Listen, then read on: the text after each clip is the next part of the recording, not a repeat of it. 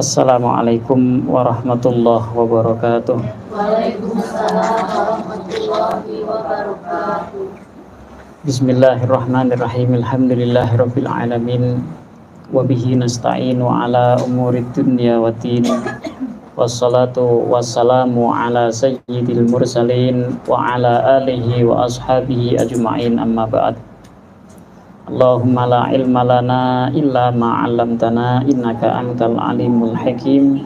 Allahumma anfa'na bima 'allamtana wa 'allimna ma yanfa'una wa zidna ilma. Allahumma arinal haqqa haqqa warzuqna ittiba'ah wa arinal batila batila warzuqna ijtinabah waj'alna mimman yastami'una al-qawla fayattabi'una ahsanah wa adkhilna birahmatika fi ibadika salihin, amin. Kita sampai ke pembahasan mashul khuffaini, mengusap kedua khuf. Khuf itu dalam bahasa Indonesia adalah sepatu kulit. Ya, khuf dalam bahasa Indonesia sepatu kulit. Dan jarang sekali ditemui di Indonesia, dipakai, diamalkan di Indonesia. Ya, karena khuf ini digunakan asal usulnya itu untuk orang yang berada di musim dingin. Ketika kita berada di musim dingin, contoh di Hadramaut, ketika musim dingin itu dinginnya dingin menusuk ke tulang, dan dia itu sampai bisa membelah telapak tangan, telapak kaki, bibir. Ini kebelah kemudian pecah dan berdarah. Itu dinginnya di sana. Kalau dinginnya Bandung, dingin sejuk. Di sana enggak, dingin mematikan. Maka ketika ditanya, pilih mana, musim dingin atau musim panas? Pilihnya musim panas. Walaupun panas sekali, tetapi ada AC. Setiap kamar, kelas ada AC-nya. Tapi kalau musim dingin, mau dipakai apa? Selimut, double 3, 4, 5, enggak bisa. Gitu ya. Nah, supaya di tubuh ini tidak kerasa dinginnya, itu ada 3 anggota yang harus ditutup. 1 telapak kaki, yang kedua telapak tangan, dan ketiga telinga. Maka nutup telinga pakai yang seperti headset, pernah lihat? Nah, bulat itu. Nah, itu penutup telinga supaya dingin tidak masuk. Yang kedua pakai kaos tangan yang tebal. Dan yang ketiga pakai khuf, kaos kaki kulit, yaitu seperti kaos kaki tetapi terbuatnya dari kulit. Nah, itu namanya khuf. Ketika orang mengenakan khuf, memakai khuf, dia itu ketika berwudu tidak perlu melepas itu khuf kemudian dibasuh kaki. Ketika berwudu tidak perlu. Cukup dia itu membasuh muka, kedua tangan, sebagian kepala diusap, dan dia itu hanya mengusap khufnya saja, bagian atas. Ini ya, bagian atas diusap sekali saja, maka sudah cukup. Nah, ini maka termasuk daripada rukhsah, dispensasi dalam Islam. Orang yang ketika berwudu nanti tidak perlu bagi dia membasuh kakinya. Sebagai ganti daripada membasuh kaki, kita mengusap khuf. Sepatunya tadi bagian atas diusap. Paham ini gambarannya? Nah, kapan kita diperbolehkan mengusap khuf? Ada syarat-syarat yang harus dipenuhi. Yajuzu mashu syai'in, yajuzu boleh. Yajuzu boleh apa mashu syai'in, mengusap sesuatu min dhahiri a'lal khuffaini, dari zahir atas, bagian atas kedua khuf.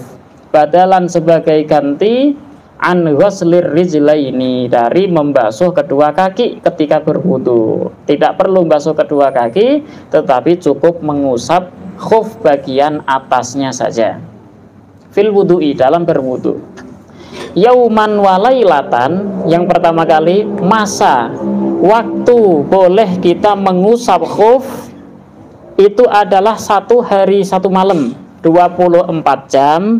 Itu bagi mukim, orang kita di rumah, tidak musafir, kemudian kita menggunakan khuf, memakai khuf, kita mau berwudu, maka cukup ngusap bagian atas khufnya saja, tapi itu pun waktunya hanya 1 hari 1 malam. Setelah sehari semalam khuf wajib dilepas, kita wudhu sempurna dengan membasuh kaki, kemudian kita kalau mau pakai lagi. Nanti kalau sudah berhadas wudhu lagi, tidak perlu basuh kaki, kita usap selama 24 jam. Bagi siapa? Bagi mukim, orang yang tidak musafir. Kalau musafir durasinya lebih panjang, yaitu salatah ayam bilayaliha, 3 hari 3 malam. Li musafirin, bagi orang yang sedang safar, musafir. Wa tabtadi'u, dan memulai apa al-muddatu masa minintihail hadatsi, dari sehabisnya hadas, ba'dal lubsi, setelah memakai khuf. Ngitung 24 jam bagi mukim, dihitung 3 hari 3 malam bagi musafir. Mulainya dari kapan? Apakah setelah kita wudhu langsung mulai 24 jam? Enggak. Mulainya itu selesai hadas. Gini, jam berapa? Jam 2 umpamanya. Jam 2 saya mulai berwudhu sempurna, kemudian pakai khuf, ya toh? Setelah itu saya berhadas jam 3, ya, jam 3 saya berhadas, maka dihitung 24 jam adalah semenjak saya berhadas, yaitu jam 3, bukan dari jam 2-nya. Bisa difaham? Oke. Mulai dihitung masaknya 24 jam ataupun 3 hari 3 malam adalah setelah berhadas. Lakin akan tetapi yushtaratu, disyaratkan li jawazil mashi, untuk kebolehan kita mengusap khuf, syurutun sab'atun, ada syarat 7 syarat harus kita penuhi terlebih dahulu sebelum kita mengusap khuffain.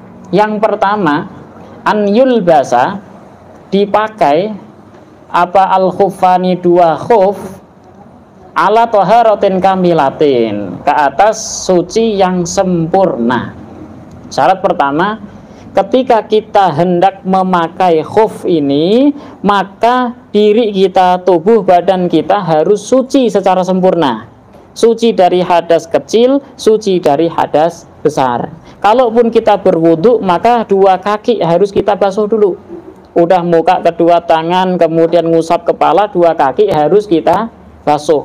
Setelah ini dikatakan bersuci sempurna. Emang ada bersuci yang tidak sempurna seperti apa? Kita udah basuh muka, tangan keduanya udah kita basuh, kemudian sebagian kepala udah kita usap, 1 kaki kanan kita basuh, kaki kiri belum, kaki kanan kita basuh, kita pakai khuf. Kemudian kaki kanan kita basuh, kita pakai khuf. Suci sempurna atau belum? Belum. Paham tidak? Nah, suci sempurna berarti sudah selesai wudhu, selesai mandi besar kalau bagi yang junub. Nah, ini syarat pertama. Ketika kita mengenakan khuf itu harus sudah suci secara sempurna.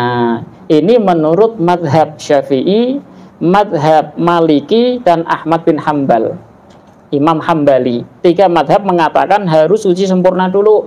Kalau nggak sempurna enggak, gitu. Kecuali 1 madhabnya Imam Abu Hanifah, madhab Hanafi, mengatakan boleh kok. Kaki 1 kanan kita basuh, kita pakai khuf, kaki yang kiri kita basuh baru pakai khuf. Ini sah menurut siapa? Imam Hanafi, Nu'man, ya, Imam Hanafi. Kenapa? Karena beliau itu tidak mensyaratkan tartib di dalam berwudu. Boleh kita wudu secara ngacak, wudu mulai kaki dulu, kemudian tangan, kemudian sebagian kepala, baku wajah, boleh. Menurut siapa? Imam Hanafi. Syarat yang pertama. Syarat yang kedua, an yakuna, adanya 2 khuf itu qawiyaini, harus kuat keduanya. Tidak boleh khuf yang baru dipakai berjalan 5 langkah sobek, baru dipakai berjalan setengah hari sobek, nggak boleh. Harus kuat, artinya bahannya itu bahan yang kuat. Sedangkan nanti ketika ada bahan yang kuat, sudah dikatakan oh ini dipakai untuk berjalan seminggu full, kuat ya, ternyata kena umpamanya kaca atau kena apa sobek, itu tidak masalah. Yang penting syaratnya apa? Dua khuf itu harus kuat. Oke, dua khuf harus kuat.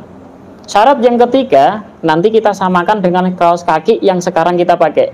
Kaos kaki kain, itu apakah boleh kita hanya usap saja ketika berwudu atau tidak?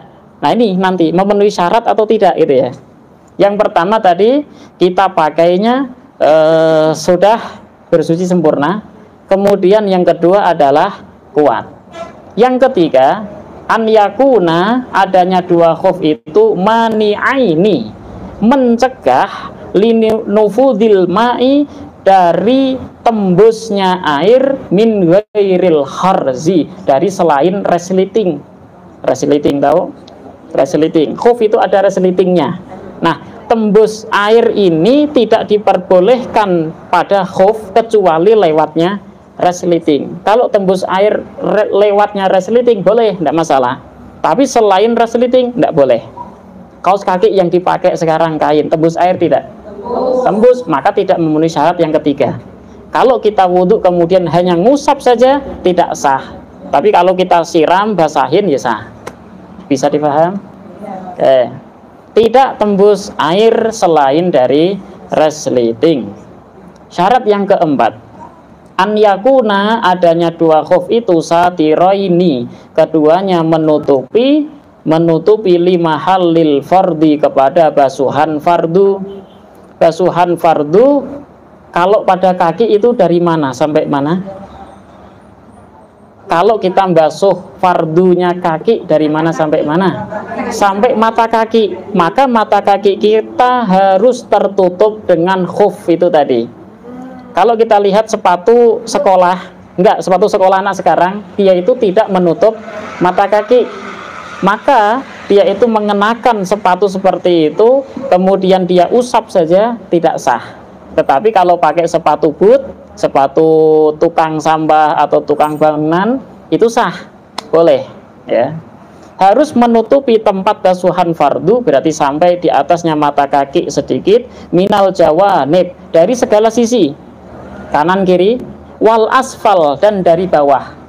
Kalau dari atas kelihatan bagaimana? Sepatu boot itu rapet atau longgar? Longgar atasnya, tetapi boleh. Kenapa? Karena syaratnya harus menutup dari segala sisi samping ini sama bawah. Ketutup dari atas tidak wajib. Bisa dipaham? Oke. Wal asfal, minal jawanib, dari segala sisi, samping kanan kiri, dan asfal yaitu bawah. Tidak ada syarat harus ketutup dari atas. Wa alla yahsula, dan tidak terhasilkan lila bisihima, bagi pemakainya, hadatsun akbar, hadas besar. Orang yang mengenakan, yang memakai khuf tadi di tengah-tengah 24 jam atau 3 hari 3 malam, dia itu tidak terkena hadas besar. Kalau dia itu terkena hadas besar, maka khuf harus dilepas, dia mandi besar. Berarti intinya batal, itu ya. Usapannya batal, harus dilepas kemudian mandi. Syarat berikutnya, alla yadharo, tidak nampak syai'un, sesuatu apapun, min mahallil fardi, dari tempat basuhan fardu, arti anggota kaki tadi, tidak nampak, si khufnya tidak bolong. Kalau khufnya itu sobek, bolong, akhirnya kelihatan, maka batal pengusapan khuf itu tadi. Ya, tidak boleh bolong. Wa alla tanhalal uro, dan wa alla tanhala, dan tidak lepas apa al uro, kancing. Kancingnya itu tidak lepas, umpama talinya tidak lepas, umpama dia kancing cetetan, ya kan? Apa istilah? Namanya apa? Kancing cetetan itu apa? Kancing juga. Saya pernah tahu itu ada nama khusus ya. Kancing cetetan itu namanya apa gitu? Ada. Nah, itu tidak terbuka. Jadi gambarannya, ada yang pernah punya khuf? Enggak pernah. Saya ada. Khuf itu dia itu ada resletingnya, kemudian ada penutupnya kayak gini, resleting di dalam, kemudian di atasnya itu ada kayak kancingnya lagi, jadi double, kayak sepatu boot. Kayak gitu. Nah, sepatu orang-orang keren zaman dulu itu ada kancingnya lagi. Nah, ini si kancing tidak boleh lepas. Kalau si kancingnya lepas, maka batal pengusapan khuffain. Sekarang selesai kan syaratnya, sudah dipaham ya? Sekarang ada pertanyaan.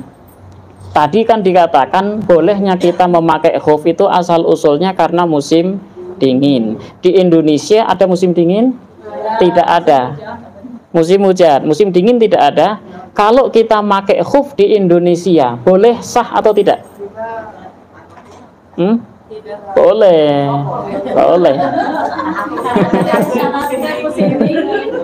Kan asal usulnya untuk musim dingin. Nah, sekarang dipakai di Indonesia ya boleh, tidak masalah. Sama halnya seperti bai' aroya. Tahu bai'ul aroya itu apa?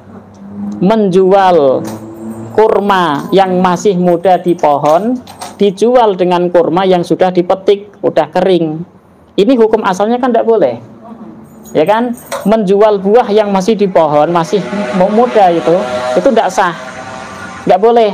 Mau langsung dipetik seketika itu atau dibiarkan di pohonnya itu nggak boleh, hukumnya haram.